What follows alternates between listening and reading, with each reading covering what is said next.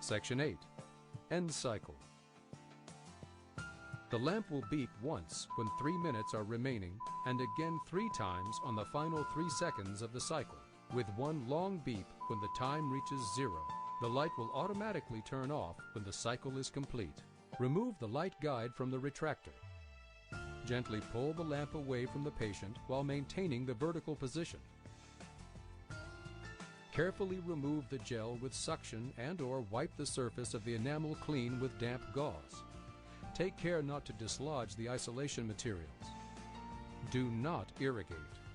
The force of the water may pull the dam loose and saturate the isolation materials. Check the isolation materials to ensure they are intact and no pink is visible. If the patient notes sensitivity at the margin due to tissue oxidation, open the vitamin E oil and use the brush to apply the oil to the sensitive area. The vitamin E will help to soothe the tissue and act as a barrier against further gel contamination. The vitamin E oil may be applied to any tissue that has had contact with the whitening gel and may be sensitive or has turned white from the oxidation. Apply the starter swab to the top and bottom arches as before. Bleed the syringe to remove the oxygenated gel and ensure a fresh mix. Extrude the fresh gel into a dappen dish and apply as before with the enclosed brush. Use horizontal movement to reposition the light.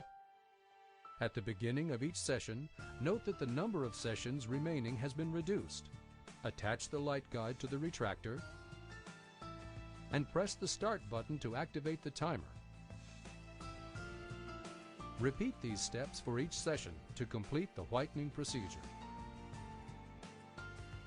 Section 9. Isolation removal and post-treatment. Remove the light guide from the slots and gently pull the lamp from the patient. Slide the lamp out of the way. Suction or wipe the gel from the teeth. Use damp gauze to remove the residual gel. Use the cotton pliers to grasp the gauze isolation and gently pull. All of the isolation material should pull free from the mouth in one unit. The retractor should remain in place. If the gauze is excessively dry, moisten it lightly before removal. Completely rinse the teeth and irrigate the oral cavity. If liquidam remains interproximally, remove with floss. Lightly use air to remove remaining material.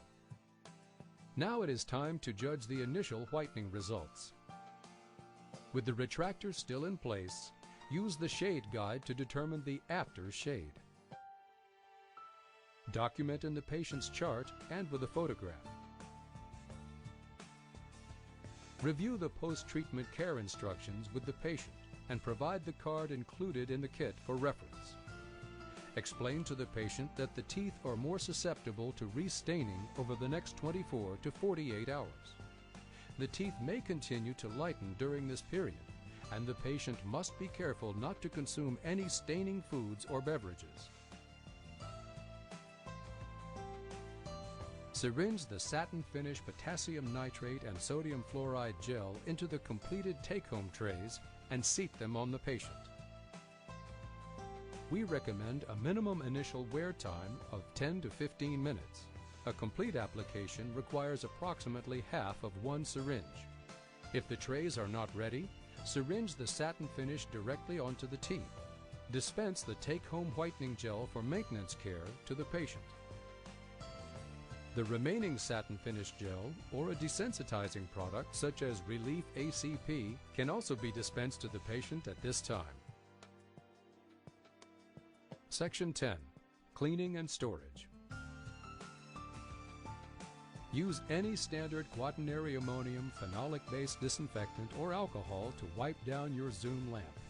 Do not spray disinfecting agents directly onto the unit. Do not use glutaraldehyde to clean your lamp. Such materials can damage the coating surface. When the lamp is off, prior to the next ZOOM appointment, check the glass in the aperture to ensure no residue from the cleaning fluid remains. Position the lamp comfortably for storage in your office. Section 11. Troubleshooting. The light will not turn on if the light guide is not in place. The display will continue to read Attach Guide. Use of the light guide is mandatory to maintain proper distance to the light and maintain positioning at the smile zone. Always cure the liquid dam in a sweeping motion. If the light is held in one position too long, the material can heat up, causing discomfort to the patient. Curing in a sweeping motion allows for proper cooling of the material. Once the isolation is complete, always check the margins and interproximal coverage of the liquidam, especially on your blind side. Remember, no pink.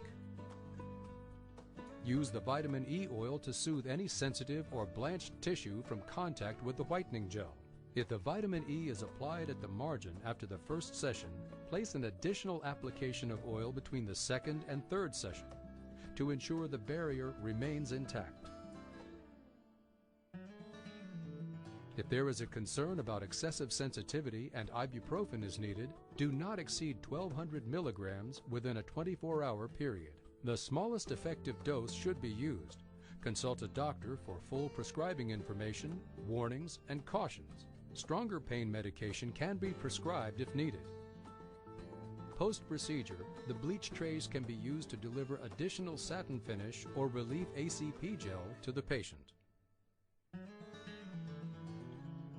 The ZOOM whitening gels are packaged separately from the treatment kits. To enhance shelf life, when stored, refrigerate the syringes. The gel must be returned to room temperature for use, or it may be runny. This can be done by either leaving the syringe out overnight prior to the appointment, or placing the syringe in a cup of hot tap water for 10 minutes. Remove the syringe from the water and wait an additional 5 minutes before use.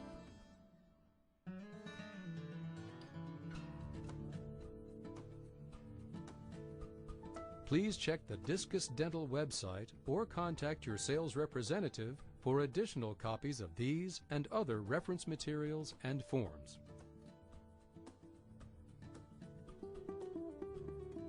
Marketing. Now that you've completed this ZOOM training, you're ready to let existing and new patients know they can have a brighter, whiter smile in less than an hour.